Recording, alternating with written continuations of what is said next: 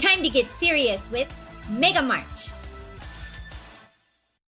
Hello everyone, and welcome back to another episode of Ramblin' Reploids. My name is Coleman X, and it's Mega March. On this very, very special episode, I'm joined with... Twitch from Reploid Revo. How's it going, everybody?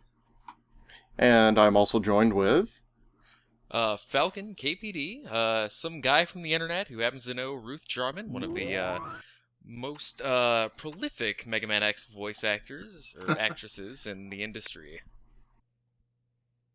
Ruth, thank you for being here. Thank you. Thank you for having me. I'm so happy to be here. Oh my gosh, my heart is racing.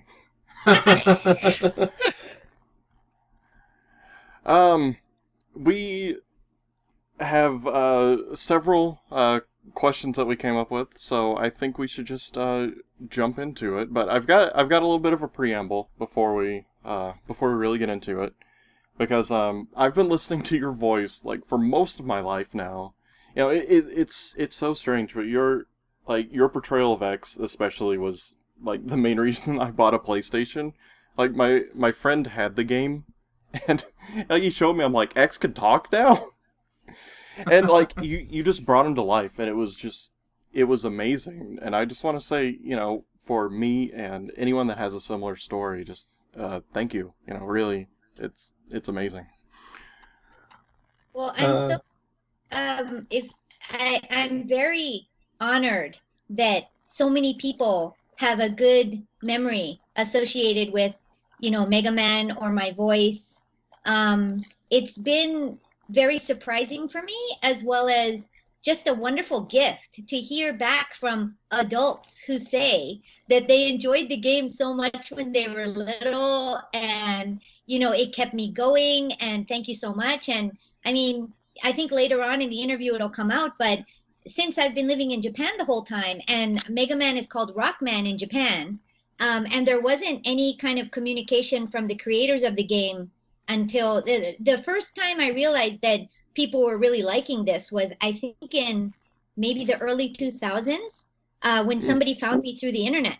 And I just thought, wait a minute, people know Ruth Shirishi. I didn't realize that. So now that I'm getting a lot of contact from people that just love the game, and yeah, it's very moving for me that something that I did so long ago has contributed to fun and enjoyment, and you know, basically a really important hobby and a really important center of almost life for a lot of people. So I'm really grateful to everyone listening here too. Oh, thank you. Yeah, that really means a lot. Hearing that. Just for, if I can interject for a moment. Yeah. Definitely, I echo a lot of the same sentiments as Coleman here. When I first played Mega Man X4 on PlayStation, I was like, oh my gosh, the characters can talk, and I just thought that was, you know, super amazing. Like, I had never seen anything like that before. You know, we thought it was clever when you had like a really, you know, bit crushed version of the attacks in Street Fighter and stuff. We thought that was amazing, but here we are with like full-on animation and voice acting, and like the characters say stuff when you do things, and you know, those like little shouts and calls and, you know, yells and just little action noises are things that are just kind of like burned into my head forever, you know. And given that Mega Man is so important to me, and also now for my YouTube channel that I run, yeah, I really can't express how grateful I am that you were to, you know, that you contributed to that. And just, yeah, just really thank you so much for what you did. I just really appreciate it. My pleasure. Oh, absolutely. And Ruth, I just want to jump in here for a second too, and I want to echo a lot of what these guys have to say. And when I was a kid, and my grandparents were taking me over to Blockbuster while they were watching me, and I was renting video games for the weekend. You know, I heard your voice quite a lot, and it just I don't know, it just left an impression, you know. So, you know, it's really awesome talking to you right now. So, Mhm. It's interesting because until 2 years ago, I'm actually on NHK World right now on a show called Easy Japanese for Work. But before that, so it's sort of like a show to teach people Japanese, people who want to come and work in Japan. But Oh, before that, interesting. I was on an English teaching show in Japan called Shigoto no Kiso Eigo, which is for Japanese people who are trying to learn business English. And it was a 10-minute show for it was a 10-minute show every day for 5 years at night. So a lot of business people would come home from work, and it's sort of like the PBS of Japan. They watch this Mhm. and learn a little English, and I'm sort of like the advisor, and we talk. And so any of my friends who I hang around with here in Japan will tell you that we would be on the train or we would be going somewhere, and people would kind of look at me like, is that her? I wonder if that's her. But then the minute I opened my mouth, people would be like, oh, Lucy, because my name in Japanese is Lucy. And they'd be like, oh, Lucy, because they recognize my voice. There's some kind of tone in my voice that they immediately get it, that it's me. So I'm happy that this thing that I was given from birth, this voice, has contributed to maybe some happy memories for you guys. So I'm really happy about that. Oh, always Oh, happy for memories. sure. Yes. It's And it's go ahead. Oh, I'm sorry. I was just gonna say, like, it's really interesting that your voice has reached so many people, especially like on those programs. That people recognize you like that as soon as you speak. I wanted to say, as soon as you started speaking in this call, I was immediately like, yeah, that's the voice. Like, Mhm. it all just kind of rushes back to you. It is really interesting to hear your voice outside of the lines that I already have memorized, just from hearing them all the time, and hearing you in just the natural environment it's like a little bit surreal, but it just kind of gives you this good feeling. It's really interesting. So it's super cool that you were on those programs and you do those things. I think that's fascinating. I never knew that. Good. I want, I hope that, I can be sort of an example of, don't judge a book by its cover kind of thing. Because there have been comments in the past about it was you, you're not who I imagined that voice was going to be, when I see your face. But, that's the beauty of the whole thing, is that since you can't see what the person looks like, you can actually imagine yourself, what the person would look like.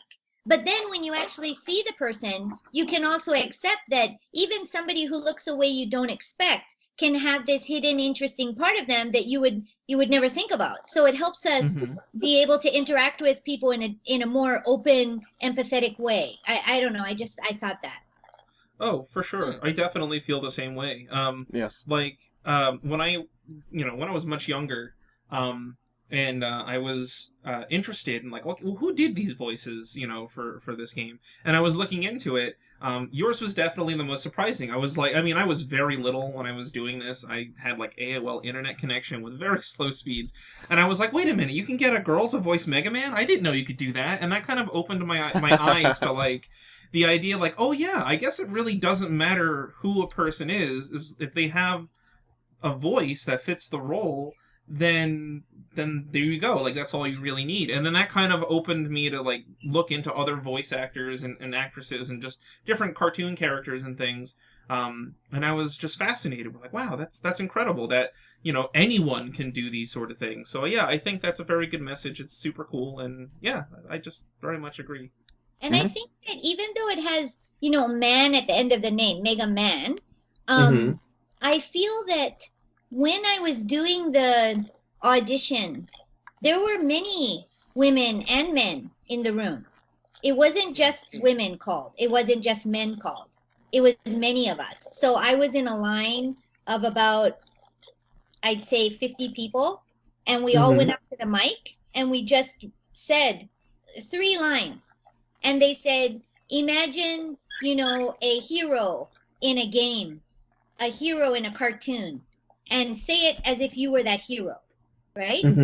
And so I get the impression the fact that they chose my voice means that they wanted all the little children who are playing the game to relate to the voice, because it doesn't specifically say boy, it doesn't specifically say girl. It's kind of it's a high voice, and I'm sure that they didn't want it to sound like a big adult. They wanted it to sound like a kid. So the kid who's playing it can feel that that Mega Man is representing them, and they feel the same feelings as he is feeling, if you know what I'm trying to say. So I think the it wasn't necessarily me, but I think the choice of the voice was very purposeful. I never considered it that way, with just having to directly relate. Like, it worked, it's just one of those things I never noticed. But yeah, that is so cool. And I have to throw it out there because it's an embarrassing fact about myself, but it totally relates to this. But like, all of the cutscenes from Mega Man X4 and Mega Man 8, like, I thought they were so cool. I like hooked my PlayStation up to a VCR and I recorded all the things onto a tape just so I could go back and watch those whenever I wanted, because there wasn't YouTube. I don't think we had internet then. It was just what I had to do to watch these glorious scenes that I loved so much. And just like, again, like, just thanks for being a part of it, because that was so cool. And it's something I always look back fondly on. Yeah, I honestly can say I did the same thing. I had a VCR set up in my room, and I would, because like, you would work so hard to get to those cool cutscenes, and you would want to save them, and that's all game stuff, but it just was a real accomplishment getting to like the story of the game. And well, it's a milestone, right? It's like a milestone, and it's like well, it's like people who get degrees put the degree certificates on their wall. Maybe what you were doing is you're recording your milestones, and it's like, you can get confidence from that you were able to go to that level, right? Yeah, that's an interesting way of looking at it. I never thought of it that way before. Especially back then, like like beating those games, like when I was a kid, I was like, man, it's so hard to see the ending, but now, boom, here it is on a tape that'll be good forever. I thought it's proof that you've done it. Yeah, I could show my friends, and oh man, it was great. Yeah, that's a really interesting sentiment that I had never considered before. That, yeah, it is kind of like a milestone. That's why you typically for cutscenes, you put like an interesting one at the beginning. Usually there's like a really good one in the middle that, gets you more intrigued. And then those ending cutscenes are like the special ones. Like, wow, look at that. You're at the end, and it's such a big accomplishment. You guys were smarter than I was. I couldn't figure out how to connect my PlayStation to a VHS. I had to do it the hard way every single time, but you know what? That's fine. I also just wanted to touch on what you were mentioning about specifically for the voice of Mega Man, how you said that maybe they were looking for something that sounded more like a kid. And a big sentiment that has just been repeated many times in the Mega Man franchise, and also sometimes intentionally in like their design philosophy, is that Mega Man can be for anyone. Even though he is, typically depicted as a boy, there are girl Mega Man characters now in some of the later entries. But also, I think that what you said about the choice of the voice being within the range that it was in, I think that's also important, because I have seen portrayals of Mega Man with like a deeper voice, and it never sat right with me, where he's like almost like too deep.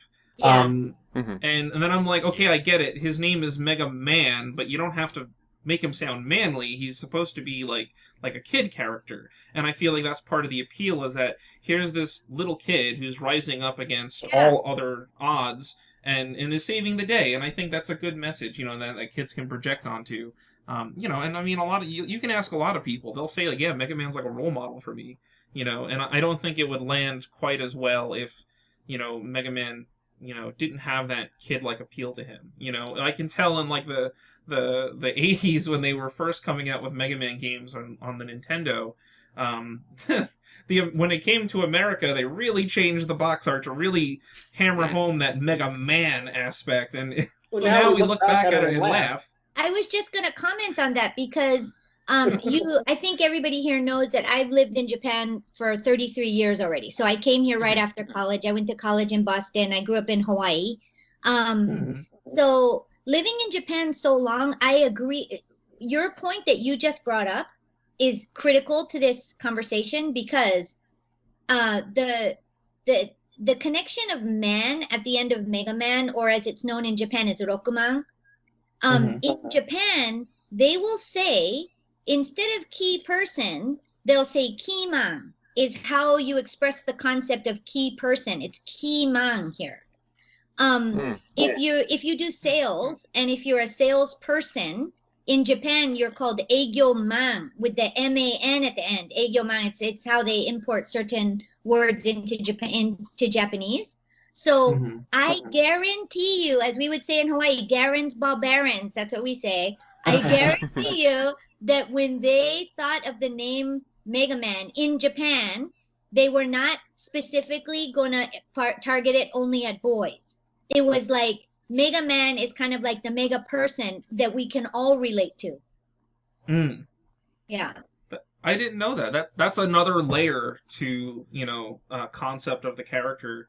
I mean, I've had a lot of years to think about it, but that's another layer that I never even considered before. That's fascinating. That's really, really interesting. I've only noticed it recently. I actually sit on the board for a company called Kadokawa in Japan, which is they run the game called Dark Souls 2, and they've got Shadows Never Die is one called they do. They have a subsidiary company in the US. It's a very huge Japanese. They're involved in games and publishing and things like that.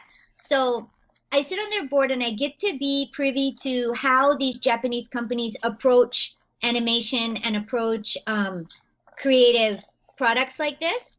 And I've never sat on the board of a company like this in the US, like Pixar or something. I wouldn't know. But as far as Kadokawa goes, there's two things that are really, really important to them.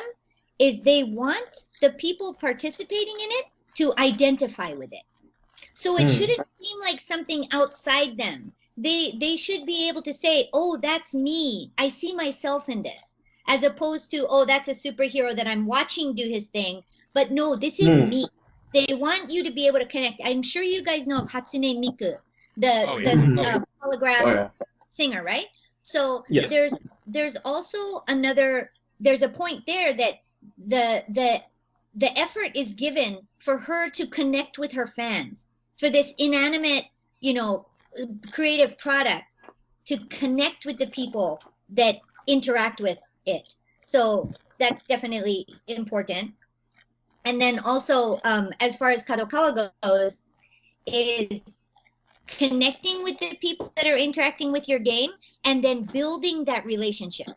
Because they see that when you build the relationship with someone through your creative product, they become like you guys have, really lifelong sort of fans, right? And you grow with the character. And I totally get that because I'm a huge fan of Tolkien and C.S. Lewis. So when I read Lord of the Rings, I see part of myself in Aragorn. I see part of myself in Bilbo. And then you just become a fan for your life because you connected with that, right? Right. Excellent. Okay. Yeah, that's a very good point. I'm probably misquoting this terribly, but as I mentioned, in some of the later entries of the Mega Man games, they started offering male or female player characters. Basically, you can choose between two different characters, and some depictions they're even like brother and sister, something like that. And one of the quotes from the developers, which I think kind of encapsulates the idea that we're getting at here, is they wanted anyone, whether you're a boy, girl, whatever you are, to feel like even you can be a superhero. And that's why they did that. And I think that's a really good point that I think Mega Man has succeeded in wildly, because there are people who love Mega Man all around the world, of all ages, no matter what kind of a person you are. And I think that's something that not a lot of franchises can say that they've done. So yeah, really good on them for that. Yeah.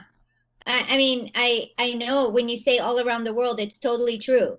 The first time I even realized that this game was this popular was in 2002. when I was the first one in the company in Japan to start using YouTube we were doing real estate, and we had these service departments that we wanted to show the world what they look like inside. So I started making videos where I show people around inside the room, and we send it to prospective clients and things. Somebody in Germany saw that video on YouTube, and they wrote me, and at the time my name was still Ruth Shiraishi. So they wrote me and they're like, "Are you the Ruth Shiraishi from Mega Man?" And like, "Could it be you?" And I wrote back and I said, "Yes." And they're like, "It's you?" I mean, now the nuance has changed. But, that was literally the first time I had not heard anything about it. My kids were playing Rokuman in Japan, but no one in Japan had connected that the non-Japanese version of Rokuman is Mega Man. And then people around me, all my kids and their friends and everybody were playing the Japanese game. So I didn't even know until that moment that people around the world knew about Mega Man or knew about me. And then I find myself having an ID, those like Hollywood actor pages and stuff. I couldn't believe it. I totally could not believe it. But now it makes me so proud to know. And, That's Ruth, wonderful. I have to confess, my fiance and I stumbled upon those Deep Japan Gold videos that you put out a long time ago. Later. That was way later. Oh, okay. The YouTube I did, they're not even online anymore. It was for space design. It was to show apartments in Japan. And I'm one of the few Western females who has the Japanese real estate license. It's like a super difficult license to get. So I was able to actually explain the rooms in English. And so literally it would have been in about, it was like 2001 or 2002 when I got the first message. Deep Japan started after 2012. Okay. If you guys don't mind, I just wanted to mention, just because you were saying, it seems like this segues in easily. You were mentioning, like, you didn't even know until 2002, about all of this that was happening. But speaking of not knowing, I was curious, when you were doing these auditions, I know you mentioned already that they gave you, I think, 3 lines, and they said, try to imagine yourself as the hero. But what other information were you given, for these characters? I know that you were Mega Man and also Mega Man X, the future version of Mega Man. I was wondering, did they give you anything at all to work off of? Like, what exactly were you given when you went in? Did you know what to expect in any way? Well, for who is speaking right now? Is that Cole? That's me. Twitch. Okay. You have a great voice too. You have a really nice tone to your voice. Oh, why, thank you. Hey, look so at that. Flattered. You just passed the audition. Thank you. Well, okay, so it was a very interesting process. I happened to have quit. I was working at a huge publishing company in Japan called Recruit. And then I decided I wanted to do something more socially minded. And it was right when the AIDS epidemic was starting in around the world, HIV/AIDS. And my mother was involved in AIDS health and everything in Hawaii. And she told me that, there's this really difficult thing that's happening, and how's everybody in Japan and whatever. And at that time, they had decided to have the International HIV and AIDS Conference in Yokohama, near where I lived. So when I left Recruit, the publishing company, I started working as part of the secretariat of that huge event that happened 2 years later. But as you can probably guess, that doesn't really pay that well. And I needed to make enough money. So here I am doing this really serious thing. Whereas at the same time, I had always been a cheerleader and always in front of people and performing. And I really liked that.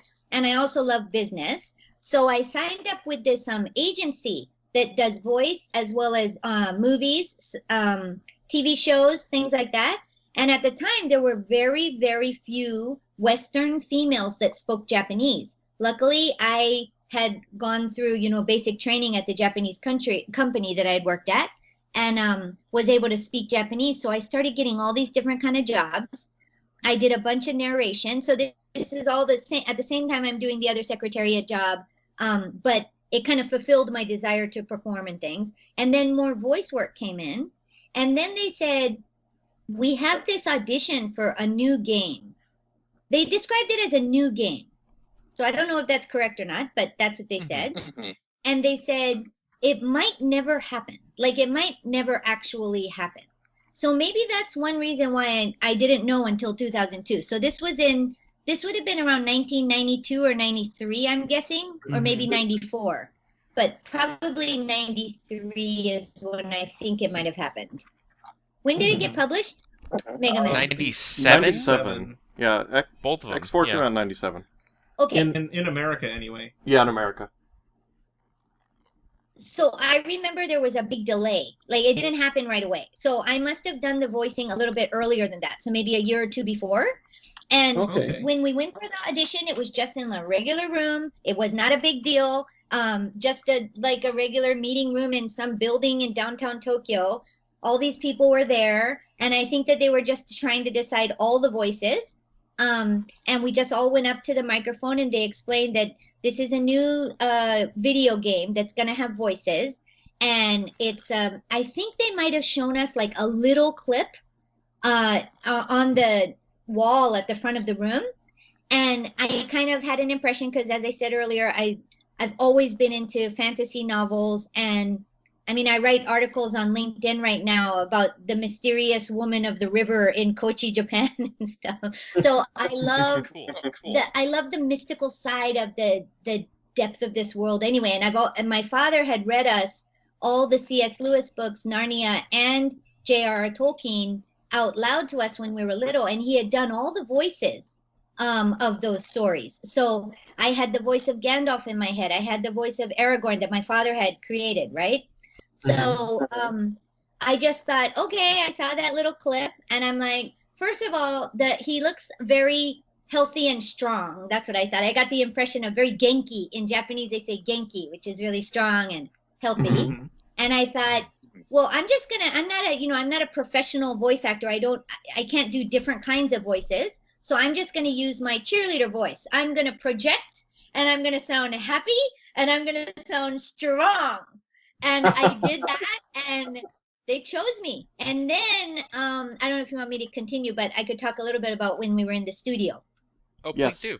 Oh, please do. Yes. Is that okay? Oh, yeah.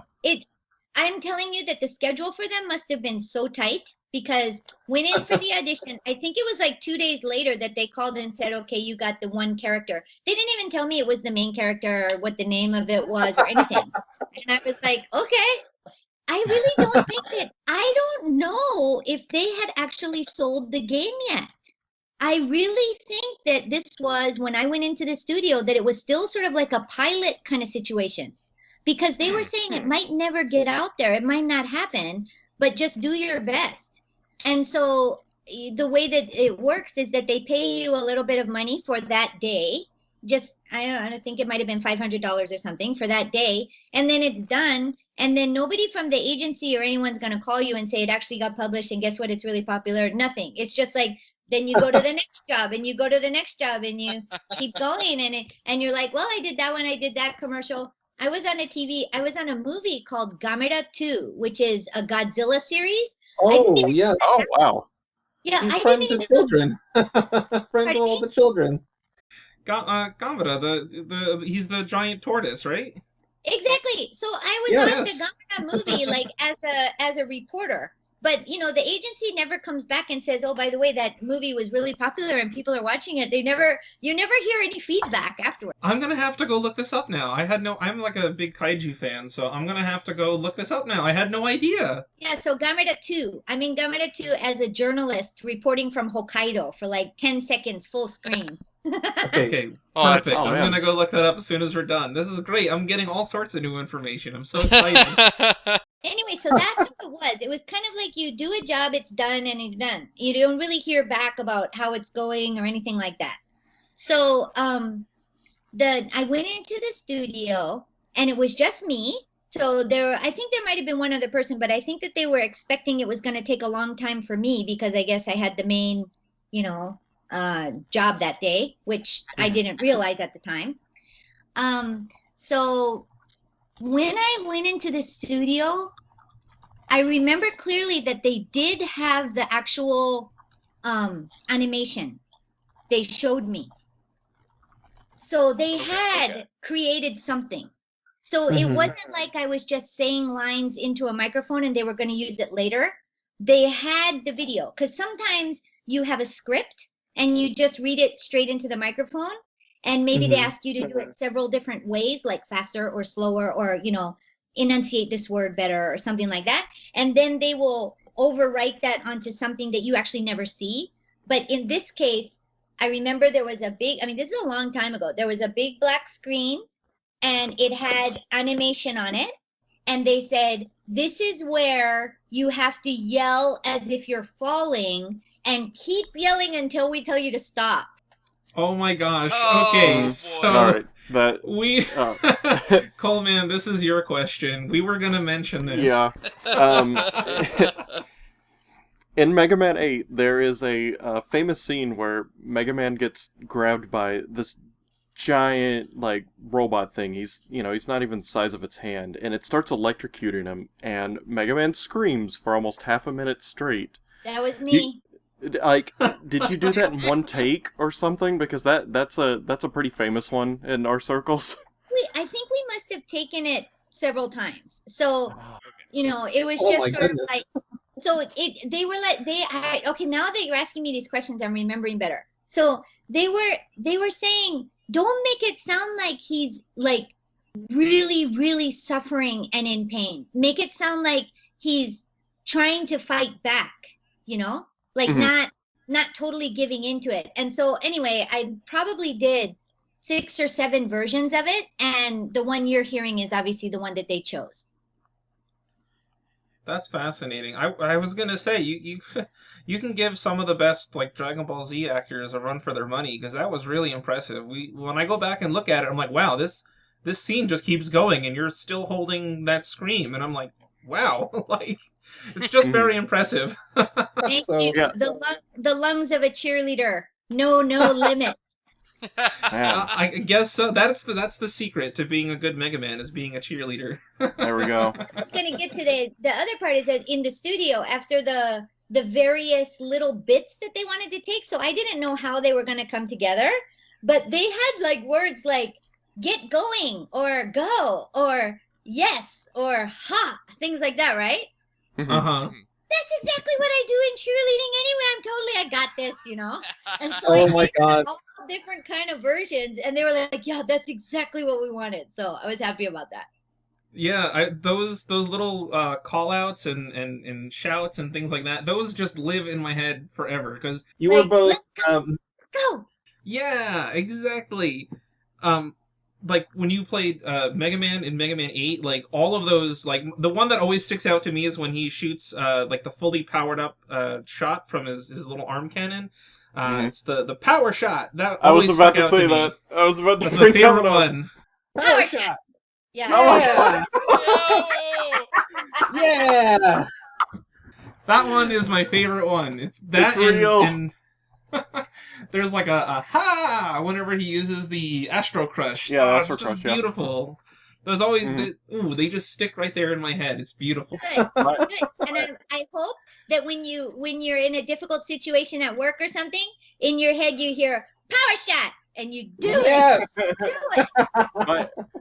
My favorite one has always been when X was low on health and he would say, "Time to get serious." Like Yes. that's the one for me. Was it with a low voice? Was it like time Yeah. to get serious? She just did it!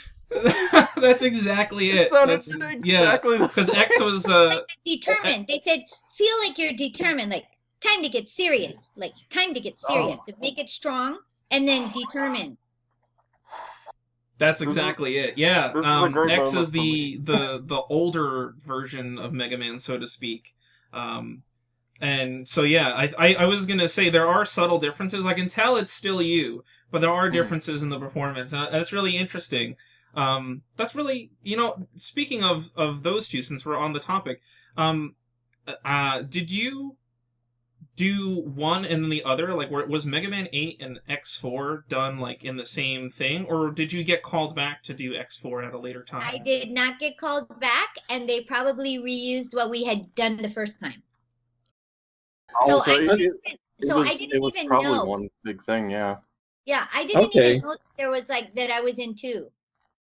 Wow. That's kind of what I figured, just with because it seemed like there was a lot of overlapping voice actors between the two games. So it was probably just a whole bunch of lines without context of the characters fully. Because it yeah, was you're two right. completely different characters, and three if you count Clown Man. Okay. That's true. Yeah, there's we always noticed there was a bit of overlap between the voices for Mega Man 8 and X4. And I always wondered, I'm like, well, I know Mega Man 8 came out first, so did they call everyone back for X4? Because some of the voices sound similar, and I wasn't sure, and I guess that confirms that it was all done in one session. So And I mean, my voice now might sound like an older version of what the voice was originally, but as you know, they can also tweak voices. So Mhm. in Japan, the stronger kid is going to have a little higher voice. So they might have made just a little bit higher than what I was at the time. And just a little trivia point is that when I was doing it in the studio, it was literally a situation where I was yelling at the screen. So the microphone it wasn't sitting down with a microphone in front of you. It was standing up because, I like to sing too. And with the cheerleader whole thing, in that room, the microphone was far away and I was yelling into that microphone. So the voice was high and I was projecting. So that would probably be another reason. Right now, I'm sitting in front of a computer and I'm trying not to talk too loudly. But when you're in a big room and you want to project, then you're louder, right? And it can even be higher. So that could also be another reason why they were able to use different tones to my same voice in different games. That's That makes interesting. sense. As someone who can't control the volume of their voice, I understand all about projecting.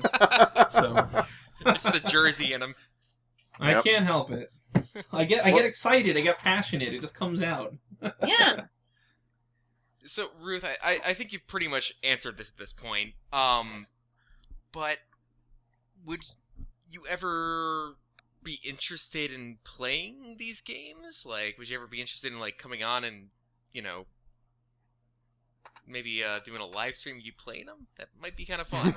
I mean, I have to be totally, transparent here is that I've never played it, okay? Because I really didn't know for the longest time that it was even a thing.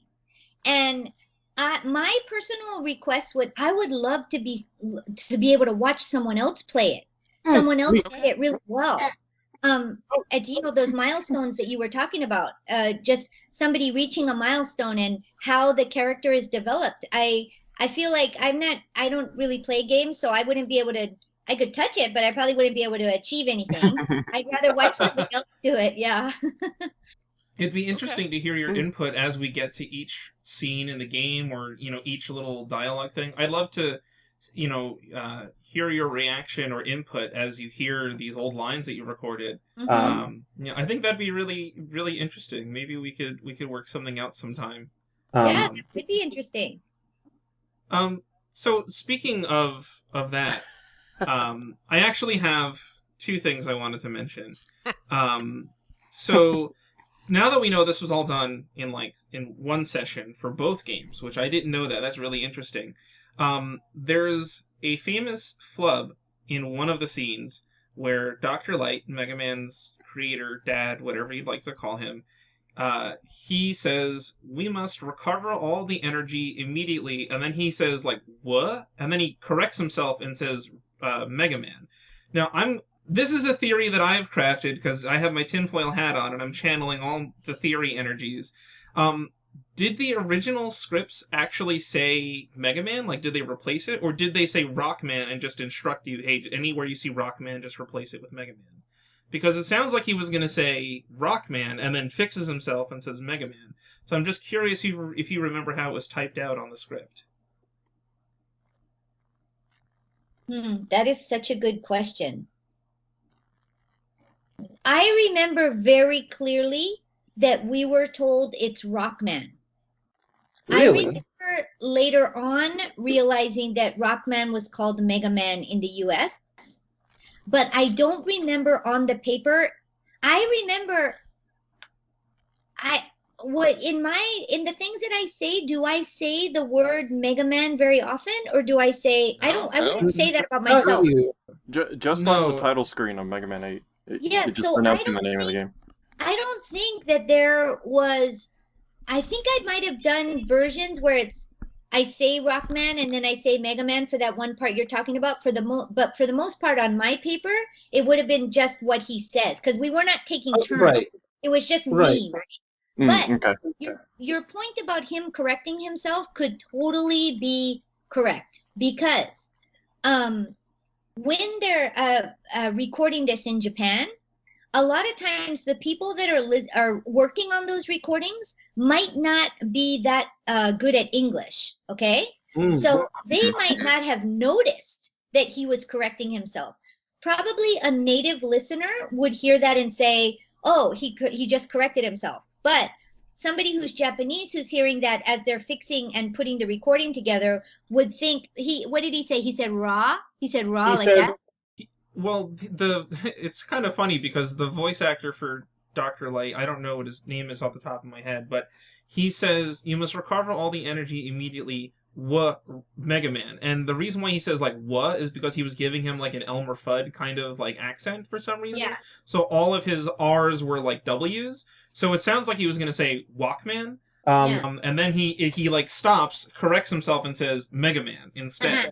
So I was wondering if he was reading Rockman on the paper and then like fixed himself. Probably. And then the person who was recording it or doing organizing the recording didn't realize that he was restating something, because in Japanese when you say wa, it can almost mean like I'm surprised, like surprise, or wa, Mega Man. So wa to a Japanese ear wouldn't sound very weird. So they would be like, it must be part of the script if they were working on that recording.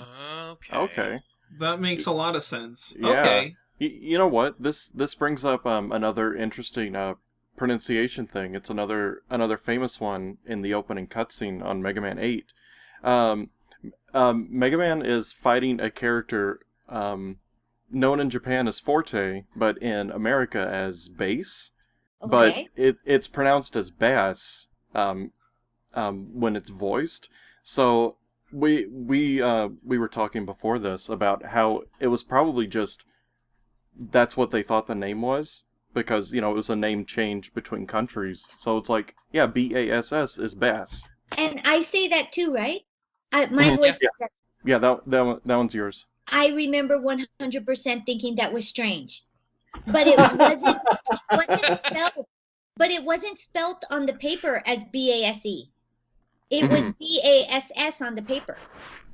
Right. It's supposed to be like a musical thing, like bass and treble. But if they don't spell it out phonetically, how would you know? And I didn't know, and nobody corrected me. So nobody thought. I never thought until this moment that was supposed to be bass. Okay. Well, I'm glad that we cleared that mystery up. I was always wondering. Hearing you say bass just now, like it warmed my heart because bass is like my favorite dude. We're gonna isolate that one clip of you saying bass, and we're gonna superimpose it over the original, and then we'll fix it in post. Okay, good. Oh, that is fantastic. Yeah, That's wonderful. I never even considered that that it was just I guess lack of communication, and that's really interesting. It was very early on, I think, when they're trying to add voices to games, right? Yeah. And yeah, this is like the early stages of that. Yeah, and this is Japan trying something totally new in a different language, and then having to direct. I never saw the original Japanese or anything, or else I would have been able to pick it up. But somebody wrote out that thing for me to read. I didn't really know what was going on. Probably the director wasn't too sure. They had a really tight schedule, and then the person putting it together is so busy they don't really notice when somebody's correcting themselves.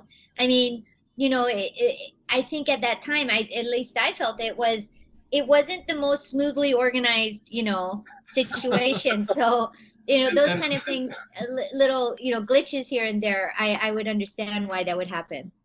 Yeah. And It that's gives a a common charm. story I hear too between like other voice actors. I we mentioned a little bit before we started. I've spoken with Lucas Gilbertson, who's done the voice for Zero and a couple of other Mega Man games. And even he mentioned, I asked him for some insight, like what's the process like, and he's like, oh yeah, a lot of times, you just don't have the direction, or people don't realize, or native speakers of different languages don't pick up on things like that. So you have a lot of the same overlap, and I guess it makes sense because you were recording these lines kind of in like the pioneering days of adding voices to Yeah. video games as a standard. So I could totally understand that. Right. Yeah, fascinating. That's really interesting. Yeah. And- Good. just to branch off that for a little bit, was there ever a casting call for X5 or X6 later on? Like, I think that would have been 99 and 2000 respectively, that you knew of anyway. By that time, I already had my successful translation interpreting company going, and I was interpreting for Monica Seles and Alantra Sanchez and all these athletes like Joe Montana. That's a old name, I think. Joe Montana and Jesse Jackson when they came to Japan. So by that time, I was not with that agency any longer. So I wasn't really doing any kind of voice work. So if there was a call, I didn't know about it. I Yeah, got you. Okay. because those two games never got an English dub, but let's say if tomorrow they wanted to do just a brand new English dub for it, and you were available, would you be interested in reprising your role as Mega Man I X? would totally do that. Absolutely. Yes, I would do that. Power shot. Yes. Yes. Oh That's man. fascinating. That's really great. On Mega Man 8, with the way that you did Mega Man, he had a lot of sass in some scenes, but there was like a lot of heart behind what he said. Like, were you directed that way, or was that kind of like just what you said earlier? Yeah. How it's just like he's like a hero character. Like, how would Yeah. say this? Well, I mean, I've always wanted to be a hero too, and I understood that this was basically a kid, and I think now that you mention it with the big monster robot and Mega Man is so small and gets crushed and electrocuted, right? Mhm. That scene seems to resonate with me. Like maybe they showed that to me, so I had to really imagine. I wasn't directed at all, just to be clear. I wasn't directed at all, but I had to imagine, what I would feel if I was Mega Man. And I want to be strong and I want to be tough, but you're still young, and kind of like, I don't know, a little bit like sassy, like you said, like somebody, because all the successful people, people that really get things done are usually very focused and a little bit stubborn and, this is how I'm going to do it. So too bad kind of Mhm. attitude, right? Yeah. Yeah. That's a very Mega Man attitude. Yeah, it was, I don't think it was very intended at the time. Like we didn't really have much time to think about it, but that's how it naturally came out. Well, it worked really well. I love his attitude so much. Good.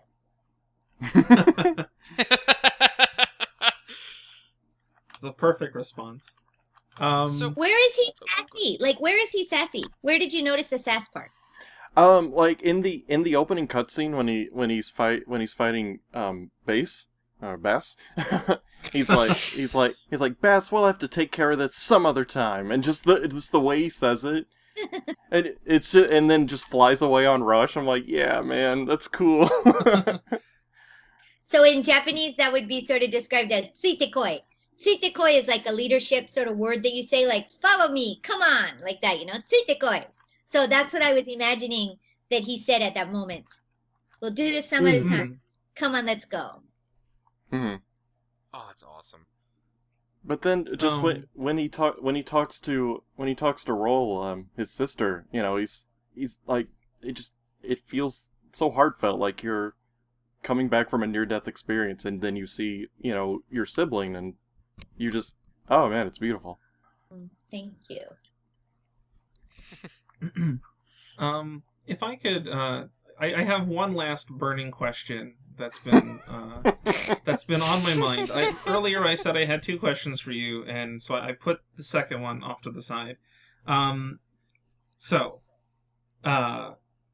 Let me go and see. There's this one particular voice clip that has always stood out to me in Mega Man X4. For anyone at home, this is basically whenever you used the charged shot for the weapon Twin Slasher, there's a unique line of dialogue, or like a shout, that X uses that is not used anywhere else in the game, and it's not used with any other weapon, so it only happens specifically when you use the weapon Twin Slasher and use the charge shot. But between the music of the game, the sound effects of when you actually shoot the weapon, and of course the audio compression, of the PlayStation, I've never been able to figure out what it is that you were saying. But we do have the voice clip isolated, and we were wondering if we sent it to you, if you heard it, would you be able to tell me what you were saying? So far, our best guess is either Felix, Philip, or Feel It. We're not sure. We're not sure what you're saying. Yes. Okay. But it's been bothering me since I was like 13 years old, and I need to know. Yeah, send it. I'll try. I'll try to see if I can tell what I'm saying. We figure, the only thing holding us back now is context and the audio compression. So maybe if you heard it, you would remember what it is. Well, Feel It is like our best guess so far. Mm-hmm. That's what we think you were saying, but we weren't sure. So yeah, because I remember seeing something like Feel It, like all these different kind of words, like emotional to project a certain kind of emotion to the audience. There were lots of words like that, so it might have been Feel It. Feel It makes sense. I know when when X shoots the regular charge shot, he always says, "Take this!" So I remember that one very clearly. That's very iconic and lives in my head rent-free. But it's this one weapon, I never know what it is, because there's too much else going on, and it's so short. I don't know. Do you have the file queued up, Coleman? I did just resend it to her on Facebook. Okay, so we sent it over on your Facebook. I think if it's through Messenger, you can even play it right there. Oh, this is it. I got it. Okay, I heard it. Wait, let me listen.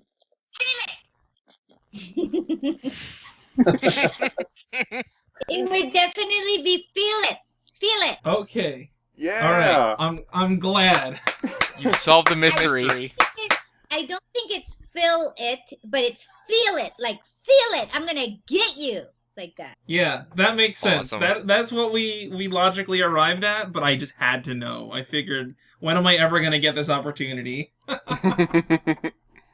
I remember being really careful when I was doing these lines, not to make it sound like, sensual or anything like that, because a lot of the words, and I didn't really know exactly what it was going to be. I had seen a little bit of streaming, and I was hoping it wasn't going to be something, over here in Japan they call it like pink colored. Pink is sort of like the word you use for anything kind of sensual. So anyway, yeah. So I remember being real careful about how I'm going to say, like, feel it, like, in a positive way, like that. Well, the announcer on X4, I don't know if it's intentional, but a lot of things that he says was very, very they're very pink sounding. Yes.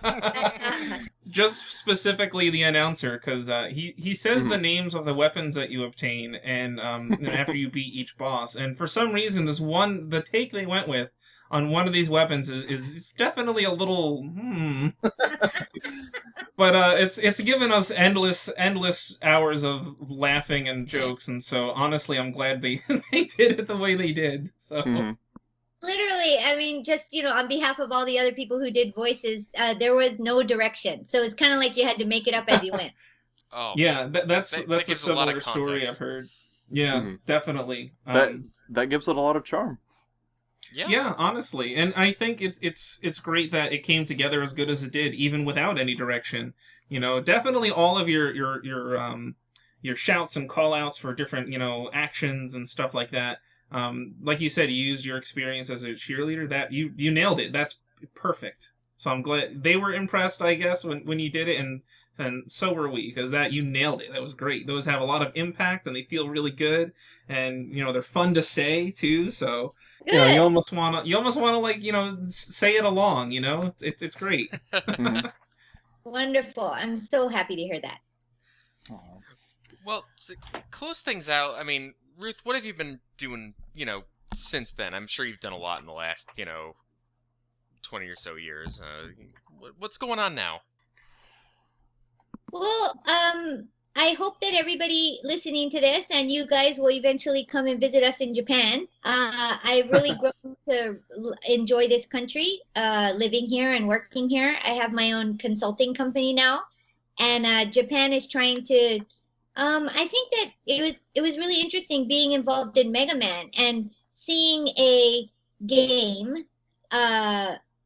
They're attempting to take it outside of Japan, right? Like to connect to a new audience, correct? With the English Mhm.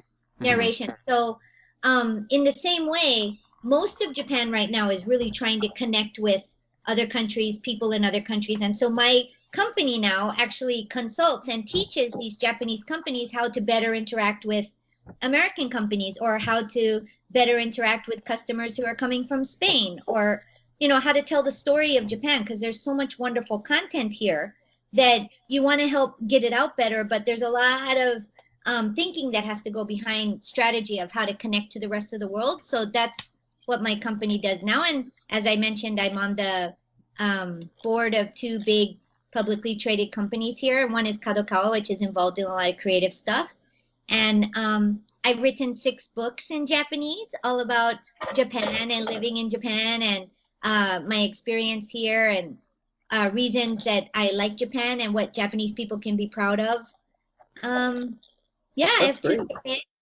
Oh, and another big thing is that my name changed to Jarman. So that's why a lot of people were unable to find me, I think, because it went from Shiraishi to Jarman in 2012. Okay. See. And you said 6 books. That's really impressive. Yes. That is. Yeah, in Japanese, not even in my native tongue. Oh my gosh, really? That's very impressive.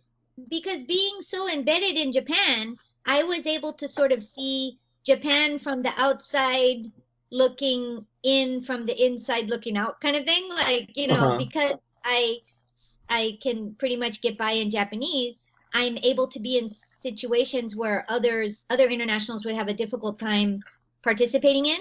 And so I got to write books about all these wonderful things I see about Japan and Japanese people that they can have confidence in.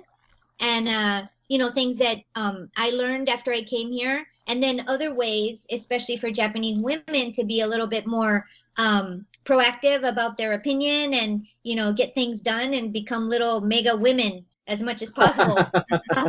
So yeah, it's been a very interesting ride. I still have a long time to go, but I really enjoy being in Japan. I go back to Hawaii and U.S. often.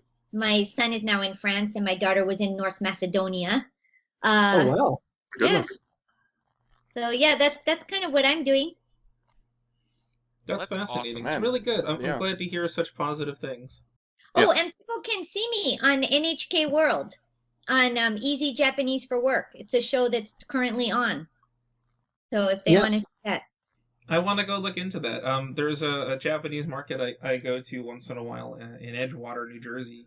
And they always have NHK World on and things like that, and a lot of other Japanese programming. I've always wondered, how do they get the Japanese channels in America? Because are they importing them? Is there like a cable package you can get I never knew about or something? No, NHK World is part of some cable. Like a lot of my friends in Hawaii see it on their regular TV all the time. So Oh, it's wow. I think you can see it on the internet too, NHK on demand. But NHK World is pretty much available everywhere. I mean, it's probably in Oh, your wow. cable package. NHK World, it would be like BBC World or something. Same Okay. as Oh. Yeah. All right. Well, that's interesting. That's something to go look for. I think I will definitely be trying to tune into that and check it out. I don't know how it'll benefit me since I'm not going to Japan anytime soon, but any way I can see more of Ruth seems like a positive to me. And if Absolutely. anyone has time, if you find Ruth M. Jarman on LinkedIn, I often publish very fantasy kind of art stories that I write about Japan. So please, if you want to look at that, you can see more of my fantasy side. Well, I think I'll I check will that out. definitely be doing that because now you've piqued my interest. Yes. Well, I mean, it's not as good as anything you guys would write, but I like to talk Oh, about come on now. the mystical side of Japan is very much there and very deep, and it's interesting when you have an active imagination to think about things. So yeah. Mm. Mhm. Well, all right. Um, is there anything that you'd like to say to fans of your work? There are tons of people that are just like us that just grew up with your voice just blasting into our ears, and it was glorious. You're talking to the world right now, Ruth. Yep. Well, I guess I would say that I learned from you gentlemen here today that some of the things that I said and my voice might be stuck in your head. I really hope that it is stuck in your head because Mega Man says a lot of positive things that give you a lot of confidence and a lot of strength to move forward. So please do keep it stuck in your head. And every once in a while, if you're facing a challenge that you don't feel ready for, try to use those words. And if I can somehow add to the confidence of anybody in the world through this voice that I did for Mega Man, that makes me just beyond happy. So wishing everybody luck and hoping for all the Mega Mans around the world to be tough and strong. That's Thank you, Ruth. perfect. Thank Thank you. you. Thank you. That made my night a whole lot better. Yeah.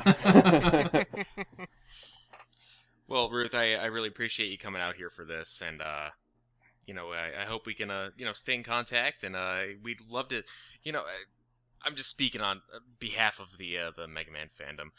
We'd love to have more interactions with you in the future, and this has been awesome. Thank you. Yes. Great. Well, And- so nice to meet you all. Yeah, nice to meet you too. Likewise. We talked about it earlier. If you want to sit in on a Mega Man gameplay session, I stream this stuff at least once a week. So you are welcome anytime. That would be such an honor. Okay. But thank you, Ruth, for joining us, and thank you to my two co-hosts for also being here. My pleasure. I've been Coleman X, and thank you everybody for watching. Keep it real, folks.